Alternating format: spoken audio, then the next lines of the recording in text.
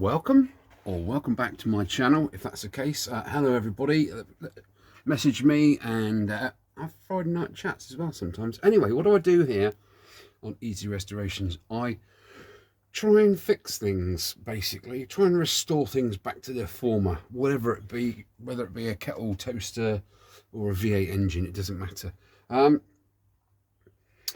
Those of you who've been following my videos, brilliant.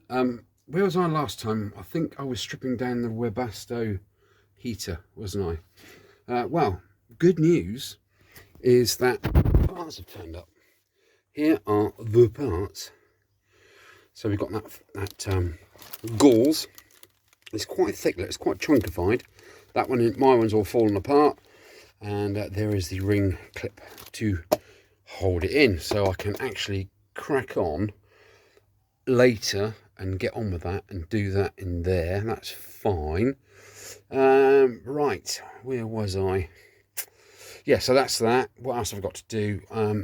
EGR valve, that can go and be sorted out. But for this episode, we are going to be, well, it's going to be a series this episode of restoring a Audi A2 3-cylinder TDI 75 horsepower cylinder head. Oh yes, the turbo.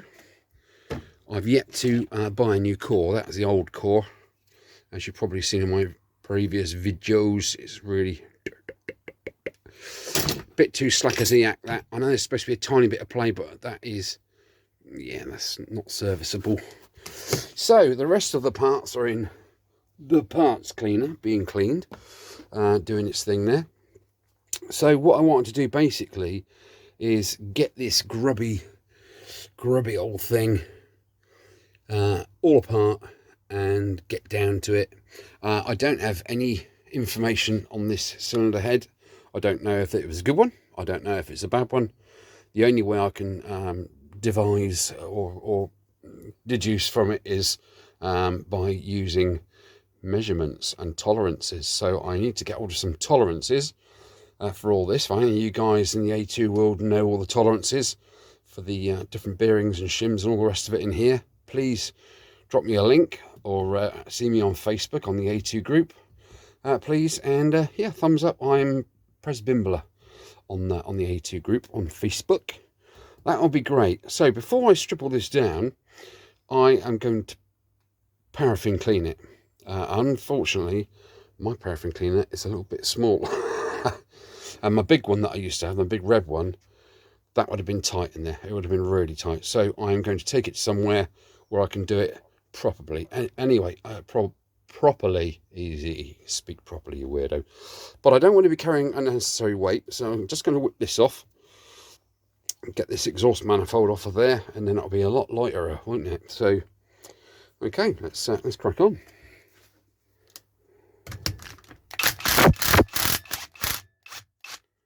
Okay, we'll loosen that one off. Okay, I have taken a very short video, and I have taken photographs of where these little brackety things all go, so I can put it back in the right place.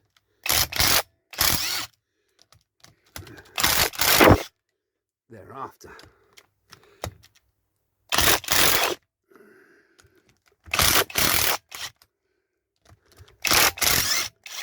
There we go, that's all unspun. Take all the little nutties off, and it looks like there are quite thick washerettes on there. I think that's probably, is that steel? Don't know. Would have thought that would have been like a bronze or something, wouldn't it? Anyway, let's take all those off. Plump them over there.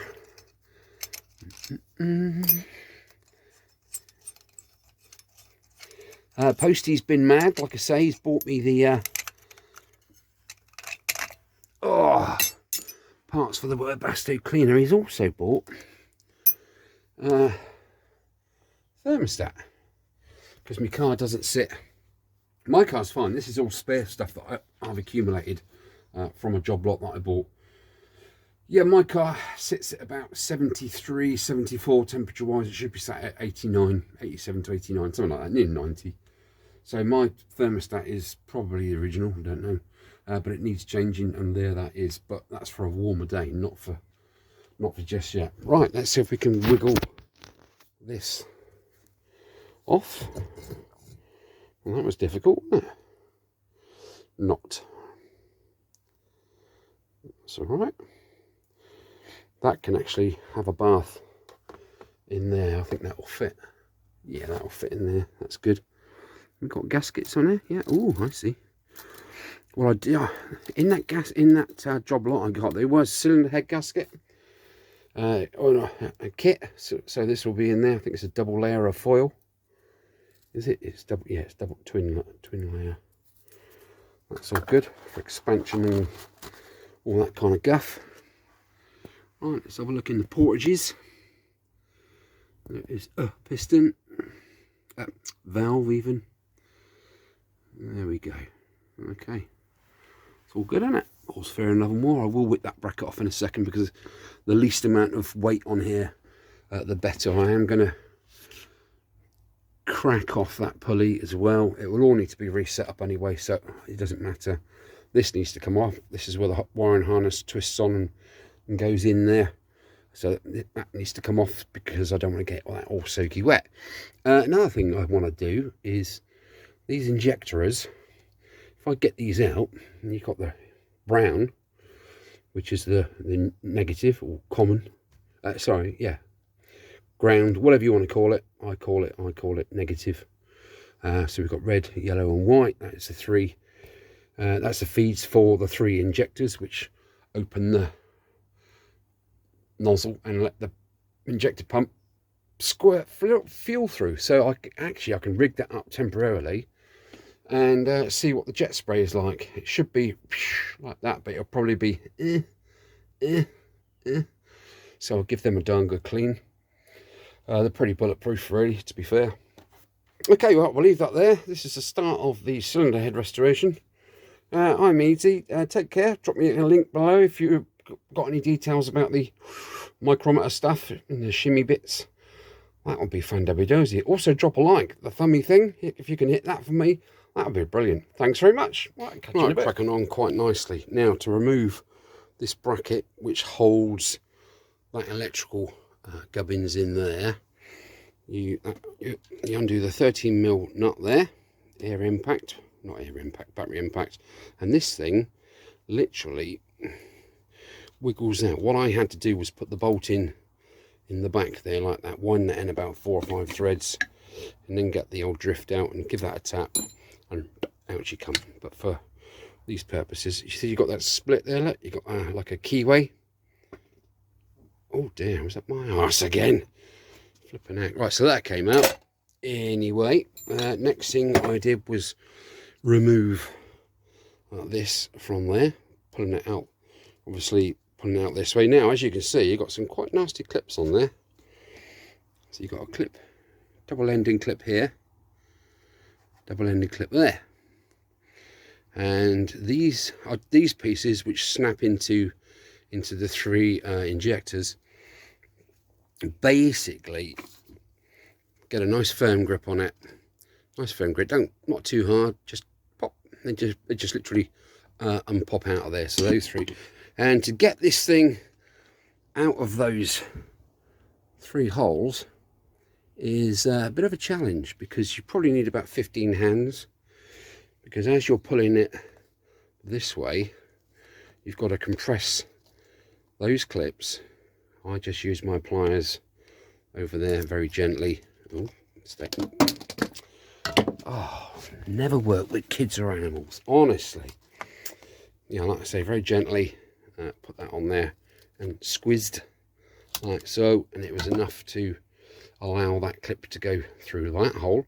But at the same time, you also have to do that one as well to allow that to go through that hole. So then you get to sort of like here, and then you have to do that end one again to get it through that hole, and you have to do this one again to get it through that hole, and then when you get it a bit further, 2/3 of the way, you then have to do that one again to get it out of that hole.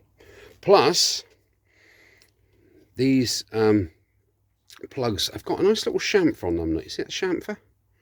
That's because they have to go sort of like that to be able to go through that tight hole in there and in there and out through that one. So you can't just sort of concentrate on the 4 little clips there. You've also got to be watching because the plugs catch as well. So they really need to be sort of snugged up to this rail like so in order for that all to get out. So that was quite a fiddly game. I was giggling to myself because I'm thinking, well, that's so well made. Anyway, that needs to be unclipped. I guess there's a way of taking that. Yes, there is. See these little clips in here? I just need to pull them out probably like that, and then that plastic tray is in 2 parts. I should be able to open it up like a clamshell and then take this wiring piece out of there and get that all cleaned up nicely. Just check all the wiring, and then I can try and find some sort of plug to go in there so I can test out those things. Right, so we're getting on quite nicely, which is good. I've just noticed another bracchetto that needs to come off there. There's another Allen key there. Let's do that whilst we chinwag. Oh, we don't want that going on the floor, do we? Right, so impactor wrencho. In you go, boy. In you go. So we need this one on there. Thus, and we need this Allen drive. What is that? 6?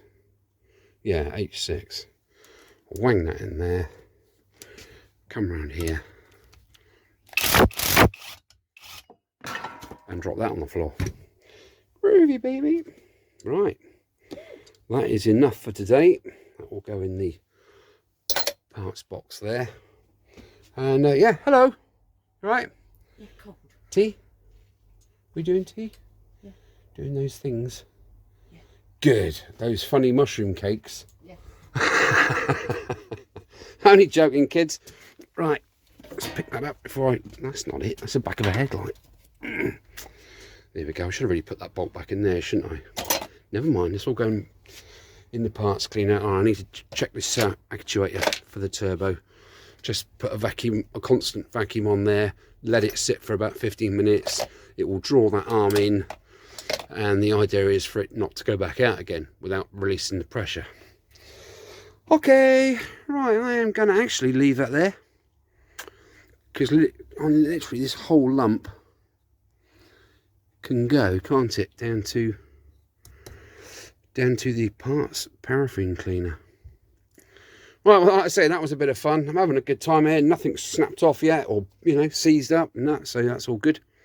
Testament to Audi quality. Right, I think I'm going to call that episode 1 of the cylinder head, don't you? Right, thanks for looking. Like I say, drop a like if you like, please. It helps my channel grow into a tree from an acorn, I think. I don't know. Right, cold in the shed, too cold to do stuff. I've actually been wearing my motorbike gloves out here because I'm such a Jessie. Anyway guys, take care. We'll see you again soon for part 2 of this.